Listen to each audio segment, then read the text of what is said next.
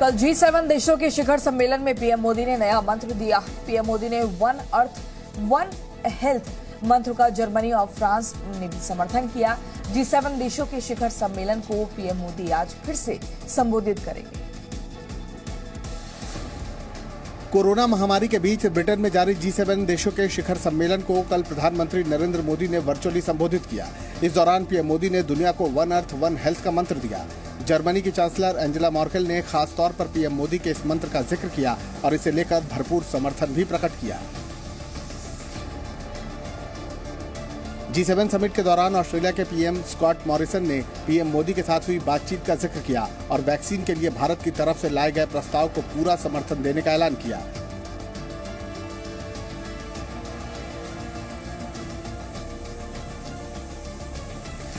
G7 शिखर सम्मेलन में France के राष्ट्रपति इमैनुअल मैक्रों ने भारत जैसे कोरोना वैक्सीन उत्पादकों को कच्चे माल की आपूर्ति का आह्वान किया ताकि बड़े पैमाने पर वैक्सीन का उत्पादन किया जा सके। प्रधानमंत्री मोदी आज भी G7 शिखर सम्मेलन में हिस्सा लेंगे। पीएम मोदी आज दोपहर करीब 1:30 बजे G7 शिखर सम्मेलन को संबोधित करेंगे।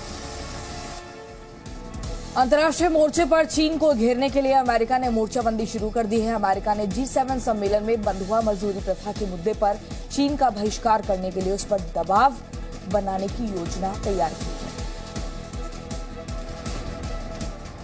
G7 शिखर सम्मेलन में अमेरिका के राष्ट्रपति जो बाइडेन ने लोकतांत्रिक देशों पर बंधुआ मजदूरी प्रथा को लेकर चीन के बहिष्कार का दबाव बनाने की योजना तैयार की है।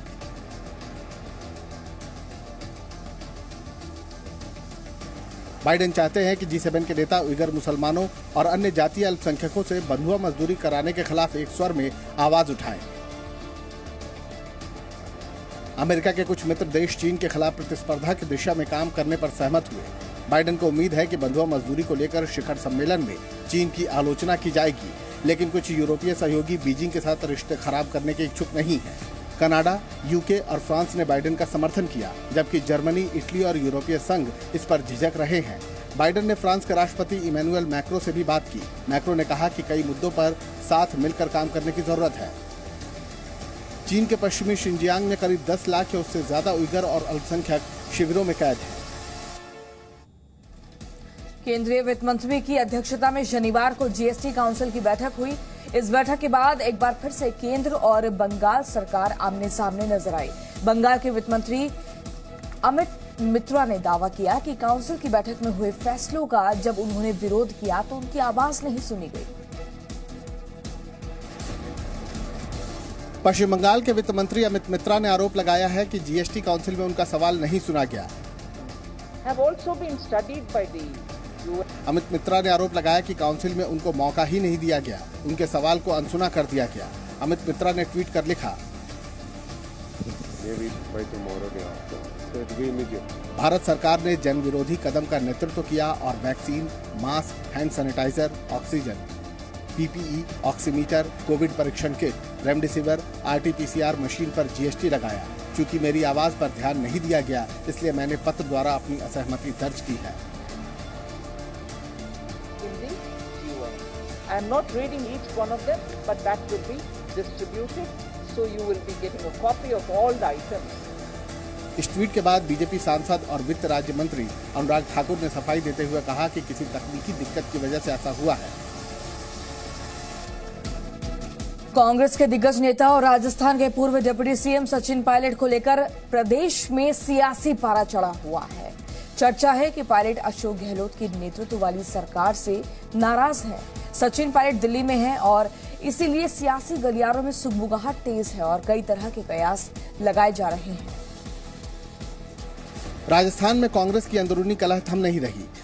ताजा घटनाक्रम में पार्टी के पूर्व प्रदेश अध्यक्ष सचिन पायलट के दिल्ली आने को लेकर है, जिसे लेकर कहा जा रहा है कि वो पार्टी से नाराज होकर दिल्ली में है। हालांकि राजस्थान कांग्रेस के प्रदेश अध्यक्ष गोविंद सिंह डोटासरा ने इसे खारिज किया है। सचिन पायलट शुक्रवार दोपहर से ही दिल्ली दौरे पर है। सूत्रों से मिली जानकारी के मुताबिक कांग्रेस नेता अजय माकन और मल्लिकार्जुन खड़गे ने सचिन पायलट से फोन पर बात की। दोनों नेताओं ने कोई न कोई रास्ता निकाल लेने का भरोसा जताया है। पायलट ने यह भी कहा है कि उनके विधायकों का सब्र अब टूट रहा है। इधर कांग्रेस महासचिव प्रियंका गांधी शिमला दौरे पर हैं। उनके दिल्ली लौटने का इंतजार किया जा रहा है। सचिन पायलट से अगर वो मिलती हैं तो इस मुलाकात को निर्णायक माना जा सकता है। गोविंद सिंह डोटासरा भी दिल्ली में पार्टी नेताओं से मुलाकात करेंगे। खासतौर पर पीसीसी कार्यकारिणी के विस्तार और जिला अध्यक्षों की नियुक्ति को लेकर अजय माकन से उनकी चर्चा होनी है। संभावना इस बात की भी है कि गोविंद सिंह डोटासरा मुख्यमंत्री अशोक गहलोत के संदेश को कांग्रेस हाईकमान के सामने रखेंगे। कोरोना की रफ्तार कम होने के साथ ही अब दिल्ली भी धीरे धीरे अनलॉक हो रही है। राजधानी दिल्ली में अनलॉक की प्रक्रिया के बीच एक बार फिर लोगों की लापरवाही बढ़ने लगी है। दिल्ली के बाजारों में लोगों की भीड़ बढ़ रही है और कोरोना नियमों की जमकर धज्जियां उड़ाई जा रही हैं। आजादपुर मंडी में लोगों की भारी भीड़ है। लोग न तो मास्क लगा रहे हैं और न ही सोशल डिस्टेंसिंग का पालन कर रहे हैं। दिल्ली के प्रमुख बाजारों का भी यही हाल है। चांदनी चौक में लोगों की भीड़ दिनों दिन बढ़ रही है, लेकिन चिंता की बात यह है कि यहाँ के लोग बिना मास्क और सोशल डिस्टेंसिंग के बाजारों में घूम रहे हैं। दिल्ली में जिस मार्केट में भी आप जाएंगे, ऐसे लापरवाह लोग आपको नजर आ जाएंगे।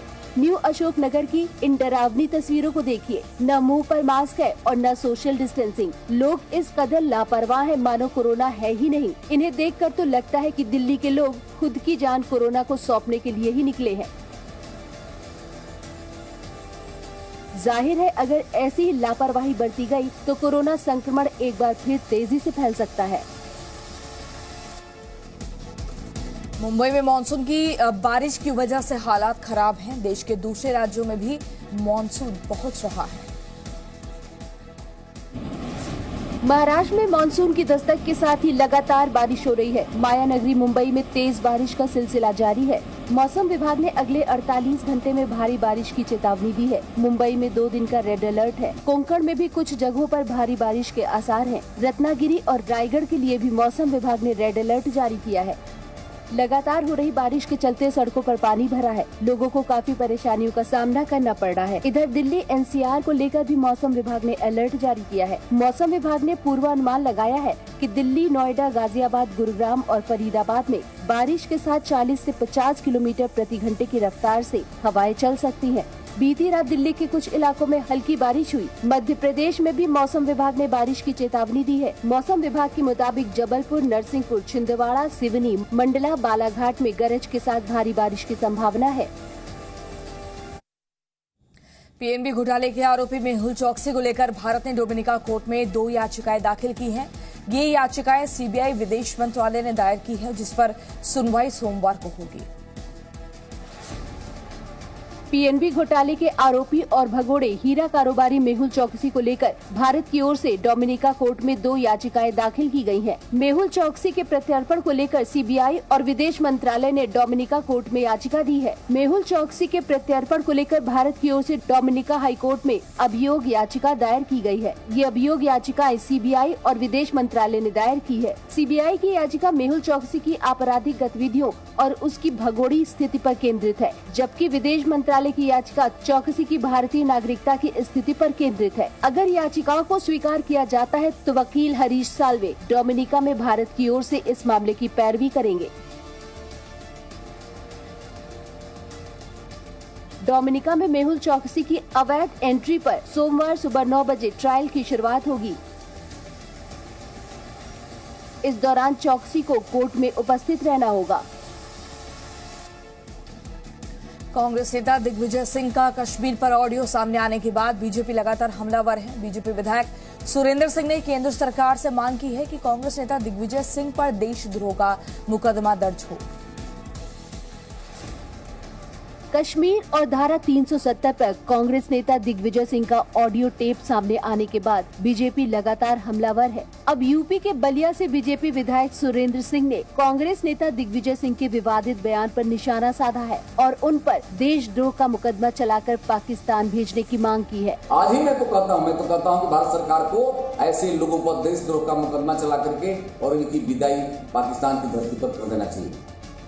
बीजेपी विधायक ने दिग्विजय सिंह पर हमला बोला और कहा कि उन्हें अपने नाम के टाइटल से सिंह हटाकर उस पर कालिक पोत देना चाहिए।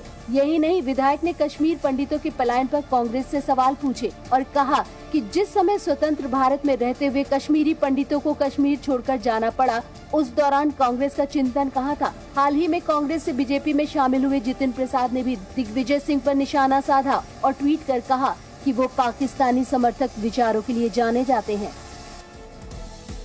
यूपी के बहराइच में कोरोना नियमों की जमकर धज्जियां उड़ाई गईं और एक मुंडन कार्यक्रम में बार बालाओं के डांस में सैकड़ों की भीड़ जुटी।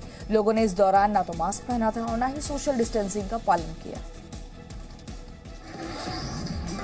ये वीडियो है यूपी के बहराइच जिले का, जहां एक मुंडन कार्यक्रम में कोरोना नियमों की जमकर धज्जियां उड़ाई गई। खबर के मुताबिक बहराइच के सुजौली थाना क्षेत्र के सिरसियनपुरवा गांव में मुंडन कार्यक्रम था। इस दौरान बार बालाओं का डांस प्रोग्राम आयोजित किया गया, जिसमें भारी संख्या में लोग कार्यक्रम देखने पहुंचे। सैकड़ों की भीड़ में न किसी के चेहरे पर मास्क था और न ही लोगों ने सोशल डिस्टेंसिंग का पालन किया। कोरोना गाइडलाइन की यहाँ जमकर धज्जियां उड़ाई गयी। डांस का वीडियो वायरल होने के बाद स्थानीय पुलिस हरकत में आई और मामले का संज्ञान लिया। लॉकडाउन का उल्लंघन करते हुए डांस का कार्यक्रम रखा गया था। इस संबंध में थाना स्थानीय पर अभियोग पंजीकृत कर नियमानुसार कार्रवाई की जा रही है। सुजौली थाना पुलिस ने आवश्यक कार्रवाई करते हुए आयोजक के खिलाफ महामारी एक्ट की विभिन्न धाराओं में मुकदमा दर्ज कर लिया है और मामले की जांच कर रही है। यूपी के आगरा में एक गांव में खंडजा बिछाने को लेकर विवाद हो गया। दबंगों ने अपने ही घर की दीवार तोड़कर गांव वालों पर पत्थरबाजी शुरू कर दी है। इस घटना में एक व्यक्ति को गंभीर चोटें आई हैं। ये वीडियो है यूपी के आगरा का, जहां डौकी क्षेत्र के कवीश चौकीताल बिल्हेनी इलाके में खड़ंजा निर्माण को लेकर हुए विवाद के बाद जमकर पत्थरबाजी हुई।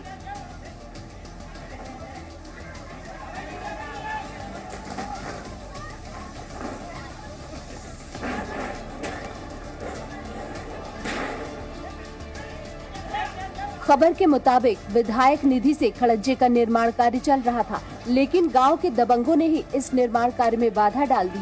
जब गांव वालों ने इसका विरोध किया तो दबंगों ने गांव वालों पर पथराव शुरू कर दिया। यही नहीं, दबंगों ने अपने ही घर की छत के छज्जे को तोड़कर पथराव शुरू कर दिया।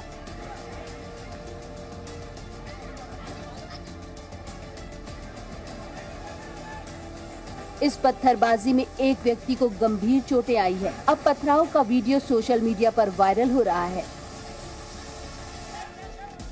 यूपी के सहारनपुर से एक तस्कर को कॉलोनी के लोगों ने पकड़ा, उसकी जमकर धुनाई कर दी और जब पुलिस को इसकी सूचना मिली तो तस्कर को भीड़ की चंगुल से छुड़ाया।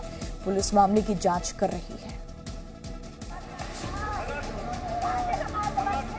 यूपी का सहारनपुर नशे के सौदागर का अड्डा बना हुआ है। जिले के सदर थाना क्षेत्र के जेजेपुरम कॉलोनी के लोगों ने नशे के एक सौदागर को पकड़कर उसकी पिटाई कर दी।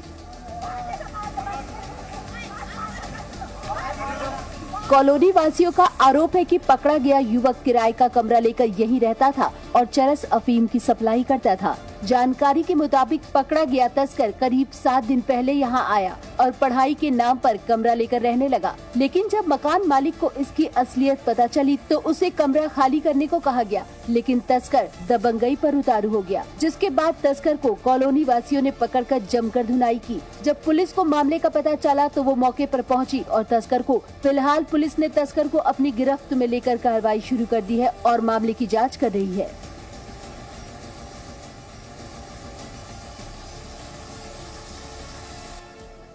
रामगढ़ के नगर निगम के पूर्व आयुक्त आशुतोष पांडे ट्रांसफर होने के बाद रायगढ़ से रायपुर के लिए साइकिल से निकले।